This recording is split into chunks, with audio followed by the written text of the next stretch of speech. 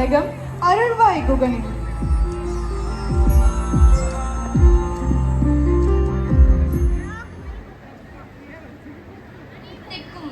வணக்கம். முருகன் பழமைக்கும் பழமையானவன், புதுமைக்கும் புதுமையானவன். தமிழின் சங்க இலக்கியங்களான திருமுருகாற்றுப்படை, பரிபாடல், குறிஞ்சிப்பாட்டு, புறநானூறு, பெரும்பானாற்றுப்படை, கலித்தொகை போன்ற நூல்களில் முருகப்பெருமானின் புகழ் பேசப்படுகிறது. முருகன் அரக்கர்களை அழித்த கதையை இங்கு காண்போம். அரக்கர்களான சூரபத்மன், தாரகாசுரன், சிங்கமுகன் ஆகியோர் சிவபெருமானை நோக்கி தவமிருந்தனர்.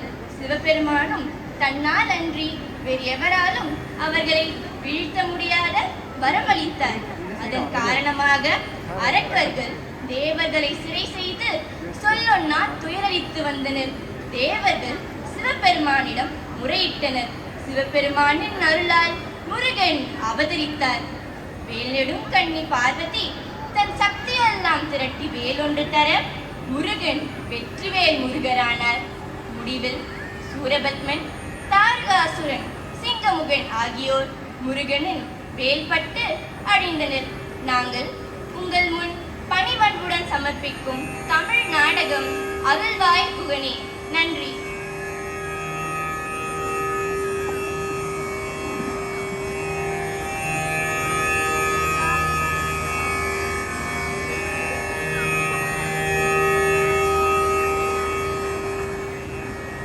ஐயனே, அமரர்கள் சூரபத்மனிடம் அடிமைகளாக இருக்கிறோம்.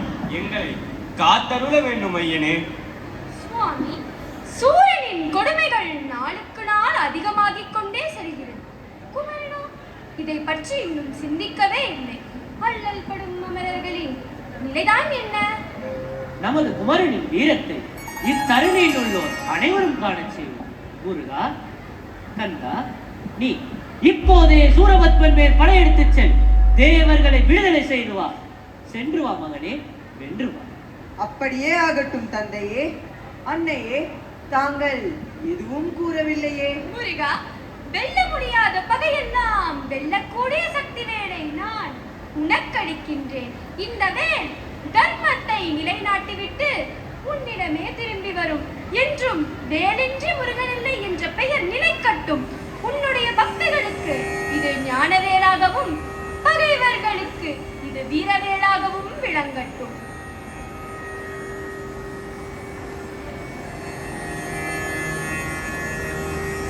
அன்னையே, தங்கள் சித்தம்படியே நடக்கட்டும். வீரபாகு, ஐயனே, கந்தனை, கண்ணி இவை போல் காத்து வெற்றியுடன் வாருங்கள். ஆகட்டும் ஐயனே. உங்களது படைகள் இன்றே புறப்படட்டும். முருகா, நமது பூதப்படைக்கு வீரபாகு தலைமை தாங்கட்டும். நீ நமது தேவர் படைகளுக்கு தளபதியாகி தலைமை தாங்கிச் செல். அப்படியே ஆகட்டும் தந்தையே. புறப்படுகிறோம்.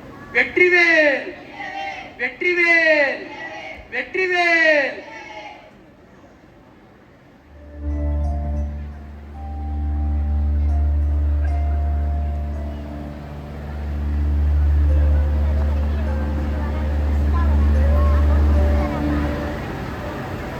வீரபாகு, முத்து கொளிக்கும் மலைகள் ஒன்றின் மேலொன்று பாய்ந்து தத்தி விளையாடும் இச்செந்தூர் எமக்கு மிகவும் பிடித்திருக்கிறது. இங்கேயே நாம் படைவீடு வைத்து தங்கிவிடுவோம். ஆஹா, குமரிக்கரையில் அன்னையின் தவ வீடு, திருச்செந்தூர் கடற்கரையில் பிள்ளையின் படை வீடு. எங்கள் குறை தீர்க்க வந்த கலியுக வரதனே, சூரனின் கொடுமைகள் நாளுக்கு நாள் அதிகமாகிக் கொண்டே செல்கின்றன. துன்பம் தாழ முடியவில்லை. நாங்கள் தப்பித்து வந்திருக்கிறோம். எங்கள் துயரை சீக்கிரம் தீர்த்தருள வேண்டும் ஐயனே. அமரரிடம் தீர்க்கவும் அன்பர்களை காக்கவும் தான் நாம் அவதரித்திருக்கிறோம். நம்பிக்கையோடு இருங்கள். அப்படியே ஆகட்டும் ஐயனே. வீரபாகு, சூரன் மீது நாம் படையெடுத்து வரும் செய்தியை தெரிவிக்க தூது செல்ல வேண்டும் இல்லையா? என்ன, நல்லவர்களுக்கு தான் தூது? தீய மனம் கொண்டு தேவர்களை கொடுமைப்படுத்தும் சூரபத்மனிடம் தூது செல்ல வேண்டுமா ஐயனே? அதற்கு பதிலாக சூரனன் வீரமகேந்திரபுரத்தை கடலில் எரிந்துவிடச் சொல்லுங்கள். ஒரே நொடியில் செய்துவிட்டு வருவான் இந்த வீரபாகு. செய்வதற்கு நாங்களும் துணைப்போம். வீரபாகு, சூரன் தான் தீய செயல்களை செய்து கொண்டிருக்கிறான் என்றால் நாமும் ஆத்திரப்படலாமா? ஒருவேளை சூரன் மனம் திருந்தி வானவர்களை கொடுமை செய்வதை நிறுத்திவிட்டால் என்ன நடக்கக்கூடியதா? 1008 அண்டங்களையாலும் வரம் தந்த ஈஸ்வரனே அவனை அழிக்க நம்மை அனுப்புகிறார் என்றால் அவனிடம் சமாதானம் பேசுவதில் எவ்வித பயனும் இல்லை. அப்படியா? சரி வீரபாகு, என் கட்டளையை கேட்பாயா இல்லையா? தங்கள் கட்டளையை தலைமையில் தாங்கி நடப்பேன் ஐயனே, கட்டளையிடுங்கள். வீரபாகு, ஒரு முறை நீயே தூது சென்று வா. 8 திக்கிலும் படை நடத்தி தேவர்களை அடிமைப்படுத்தும் சூரன் சிவனாரிடமிருந்து பெற்ற வரங்களை காப்பாற்றிக் கொள்ள போகிறானா, அல்லது அரிய தவத்தினால் தான் பெற்ற 108 யுகங்கள் வாழும் வாழ்வை இழக்கப் போகிறானா என்று கேட்டு வா. மறுத்தால் தந்தையார் விதைத்ததை அறுவடை செய்ய மகன் வருகிறேன் என்று சொல்லிவிட்டு வா. வந்த வினையும் வருகின்ற வல்வினையும் கந்தன் என்று சொன்னால் கலங்குமே. இந்த தீவினை புரிந்த சூரபத்மன் தங்களின் அருளுக்கு பாத்திரமாகி மனம் திருந்துவான் என்று நம்புகிறீர்கள். சரி சரி, விடை கொடுங்கள், சென்று வருகிறேன். சென்று வா வீரபாகு. வெற்றிவேல் வெற்றிவேல் வெற்றிவேல்.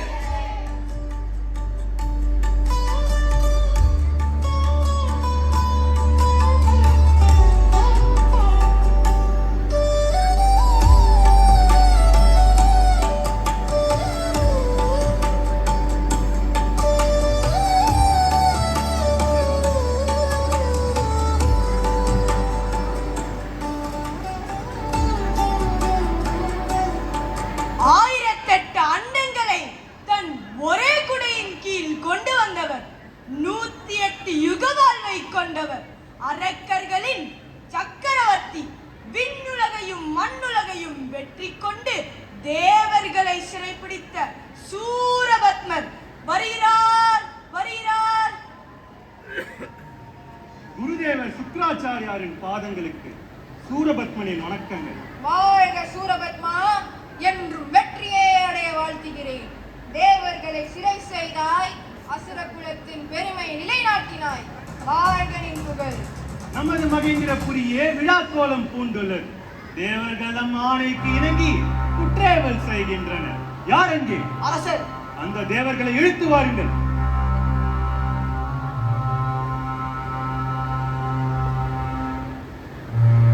சூரியன் மக்களை வாட்டுவதில்லை, சந்திரன் முழுமையாக இருக்கிறான். தென்றல் காற்று மட்டுமே வீசுகிறது. நமது நகர வீதிகளில் துளி துளியாய் பெய்யும் மழை. அண்ணா, என் கை அறுபடுவதற்கு காரணமான இந்த தேவர்கள் அதன் பிரதிபலன்களை அனுபவிக்கட்டும். ஒரு விஷயம் சூரபத்மா, நம்மை அழிக்க சிவபெருமானின் நெற்றிக் கண்ணிலிருந்து முருகன் அவதரித்துள்ளான். நம்மை அழிக்கவே முடியாது குருதேவா.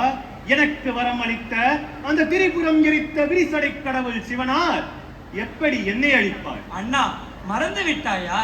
என்னுடைய சக்தியால் இன்றி வேறு எதனாலும் அழிவில்லை என்றுதானே வரமளித்து உள்ளார். அவரது சக்தியில் தோன்றியவர் முருகப்பெருமான். எனவே நம் குருதேவர் கூறியது உண்மையாகத்தான் இருக்கும். விவாதிக்க நேரமில்லை.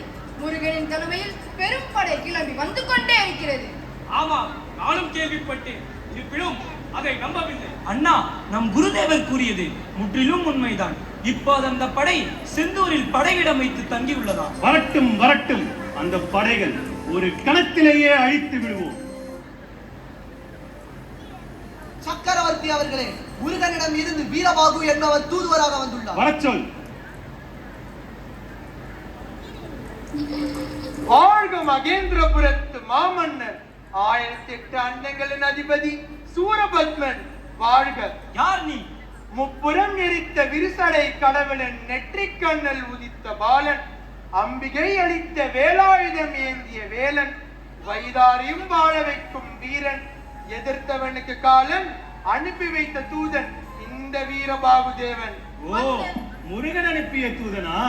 வந்த விஷயம் வேந்தே, சிவனார் அளித்த வரங்களும் பக்தியும் பெருமையும் அனைத்து சிறப்பும் கொண்ட தாங்கள் அமரர்களை அநியாயமாக சிறைப்பிடித்து வைத்துள்ளீர்கள். அவர்களிடம் கடுமையாக நடந்து கொள்கிறீர்கள். அவர்களை சிறைமீட்கவே கற்றை சடைமுடியான் ஆடலரசன் ஆணையிட்டுள்ளார். அங்கே கட்டளையிடுங்கள். இங்கேயே அவன் தலையை முறித்து விடுகிறேன். பானுகோபா, அவர் வந்த செய்தியை கூறட்டும். இப்போது சொற்களால் பதிலடி கொடுப்போம். வாளுக்கு வாள் கொண்டு பகை முடிப்போம். அரசே, தேவர்களை விடுதலை செய்ய முடியுமா முடியாதா? வீரபாகு, உன் மிரட்டலுக்கு நாங்கள் அஞ்ச மாட்டோம். அரசே, எம் முருகன் காட்சிக்கு எளியவன், மும்மூர்த்திகள் போற்றும் தென்னவன். இப்போது உங்களை அழிக்க அன்னை பராசக்தி வேல் கொடுத்து அனுப்பியிருக்கிறார். சிவனார் அளித்த வரங்கள் எம்மிடமும் உள்ளன. நீங்கள் அரும்பாடுபட்டு பெற்ற அந்த வரமும் வாழ்வும் வீணாக கூடாது என்பதற்காக தான் அறிவுரை கூற என்னை அனுப்பினார் கந்தன். என்ன உளறுகிறாய்? முருகனுக்கும் என் மீது கருணை இருக்கிறதாம். கருணை ஊற்றெடுத்து வரும் என் வீர மொழிகளை உளறல் என்று கருதாதீர்கள். கதிர்வேலுக்கு எதிர்வேல் இல்லை. அரசே, முடிவாக என்ன கூறுகிறீர்கள்? தேவர்களை விடுதலை செய்ய போகிறீர்களா, இல்லை எம் ஐயனின் வேலுக்கு வேலை தரப் போகிறீர்களா? வீரபாகு, வேல் வந்தது, புறப்பட்டோம் என்று போய் உன் ஐயனிடம் கூறு. முருகனே வந்தாலும் தாள் பிடித்த வரம் கேட்கும் தன்மை படைத்தவன் நான் இல்லை. முருகன் வேலேந்தி வரும் நாளை வெகு விரைவில் எதிர்பார்க்கிறேன். உன் முருகன் சின்னஞ்சிறு பிள்ளை, பத்திரமாக திரும்பி போக சொல்ல சொன்னேன் என்று சொல். சூரபத்மா, முருகன் சின்னஞ்சிறு பிள்ளைதான். வேல் எடுத்து வரும் அந்த பிள்ளை வீரத்தால் சிறந்த பிள்ளை என்பதை பார்க்கத்தான் போகிறாய். வருகிறேன். சிங்கமுகா, அண்ணா, பானுகோபா, போருக்கு சித்தமாகுங்கள். நம்முடைய அசுர படைகளை ஒன்று திரட்டுங்கள். அப்படியே ஆகட்டும் அண்ணா. குற்ற வேலைகளை முழங்கட்டும்.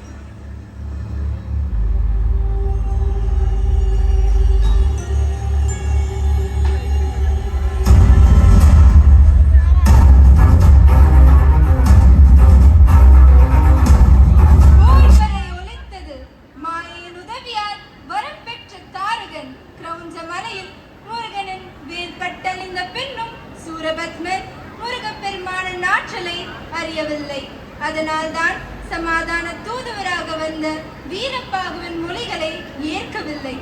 ஆணவம் அவன் கண்ணை மறைத்தது. போர் மூண்டது. விளைவு தன் தம்பி சிங்கமுகன், மகன் பானுகோப்பன் போன்ற மாவீரர்களை இழந்தான் சூரபத்மன். ஆணவத்திற்கும் மறைவிற்கும் இடையே தத்தளிக்கிறான் சூரபத்மன். இறுதியில் அவன் முடிவு. நாடகம் தொடர்கிறது.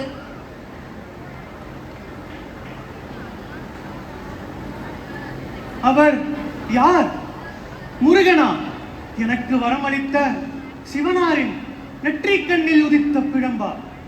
ஆஹா, என்ன அதிசயம்! என் மனம் ஏன் நிலை கொள்ளாமல் தடுமாறுகிறது? முருகனையா நான் பகைத்துக் கொண்டேன்? எத்தகைய பிழை, எத்தகைய பிழை! ஆனால் நேரம் கடந்து விட்டது. இங்கிருந்து தப்பித்தாக வேண்டும்.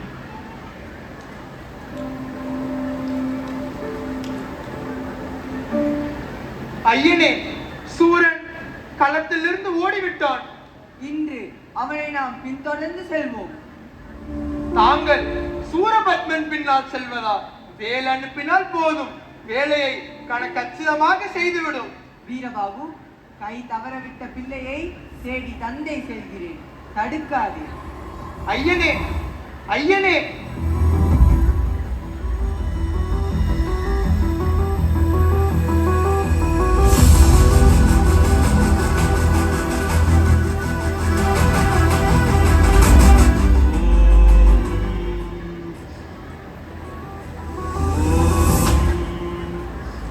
முருகன் என்ன மந்திரவாதியா?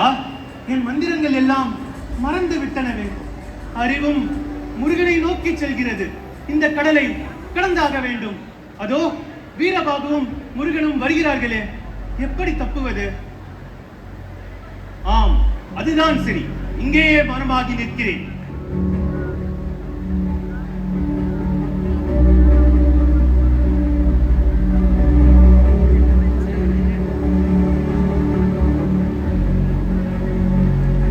ஐயனே, சூரன் கடல் நடுவில் மரமாகி நிற்கிறான். ஆம், மரமாகி விட்டான். மரத்தின் பட்டை அவனது அறியாமை. உள்ளே அவனது ஈரமான ஆத்மா. அறியாமையால் ஆத்மாவை மறைத்துக் கொண்டு துன்ப அலை வீசும் இந்த வாழ்க்கை கடலில் மனிதன் மரம் போல் இருக்கிறான் என்பதை உலகிற்கு உணர்த்துகிறான் சூரன். சூரனின் கதையை இத்துடன் முடிப்போம். ஐயனே, சூரன் சேவலாகவும் மயிலாகவும் மாறிவிட்டானே. ஒரு பிறவியில் செய்த தவத்தின் வலிமையால் சேவலாகவும் மயிலாகவும் மாறியுள்ள சூரனை நாம் என்றும் எம்முடன் சேர்த்துக் கொள்வோம். மனிதனை விழிப்படைய செய்யும் சேவலே, நீ என் கொடியில் வீற்றிருந்து கூவாய். அழகை காட்டி அறிவை மயக்கும் மயிலே, நீ அடங்கி எமக்கு வாகனமாகிற. ஆறிரு தளந்தோள் வாழ்க, ஆறுமுகம் வாழ்க, வெற்பை கூறுசை தனிவேல் வாழ்க, குமரனே வாழ்க வாழ்க.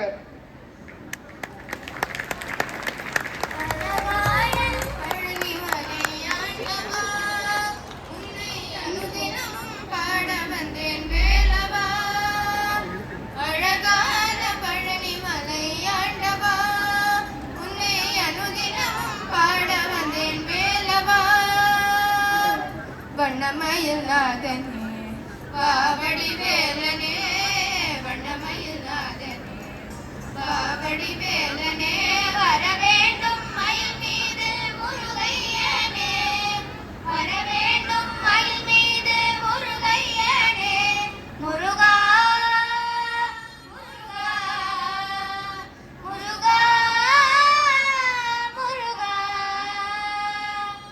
அழகான பழனி மலை ஆண்டவா, உன்னை அனுதினமும் பாட வந்தேன் வேலவா. வெள்ளித்திருநீரும் வெற்றி வடிவேலும் உலகில் தோன்றுமே, வெள்ளித்திருநீரும் வெற்றி வடிவேலும் உலகில் தோன்றுமே, வெள்ளி மயிலேறி வேலன் வருவதை நெஞ்சம் காணுமே, வெள்ளி மயிலேறி வேலன் வருவதை நெஞ்சம் காணுமே. எனையாளும் ஆண்டவனே எழுவே